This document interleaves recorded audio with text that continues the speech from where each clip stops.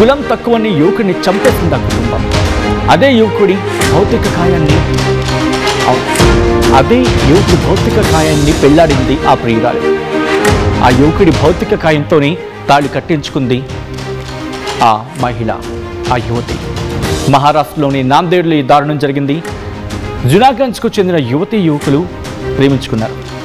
ఆ ప్రేమ రోజు రోజుకి పెరుగుతూనే వచ్చింది. 3 ఏళ్ల పాటు వాళ్ళు ప్రేమించుకున్నారట. కులాలు వేరు కావడంతో పెళ్లికి ఒప్పుకోలేదు ఆ కుటుంబం, మరి ముఖ్యంగా యువతి కుటుంబం. ప్రేమ పెళ్లికి కూతురు సిద్ధం కావడంతో ఆ తండ్రి తట్టుకోలేకపోయాడు.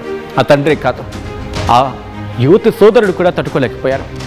కూతురి ముందే యువకుడి ప్రాణాలు తీసేశారు అంటూ కూడా ప్రస్తుతం చర్చ జరుగుతున్న క్రమం. ఆ యువకుడి భౌతిక కాయాన్ని ఆ యువతి పెళ్లాడింది. మీరు వింటోంది, నేను అంటోంది అక్షరాల నిజం. ఆ యువకుడి భౌతిక కాయాన్ని ఆ యువతి పెళ్లాడింది. యువకుడి భౌతిక కాయంతోనే తాళి కట్టించుకుంది యువతి. తన ప్రియుడి రక్తాన్ని సింధూరంగా ధరించింది. తన ప్రియుడు చనిపోయి గెలిచాడని చెప్పి ఆ యువతి ప్రస్తుతం కన్నీరు మున్నీరవుతోంది.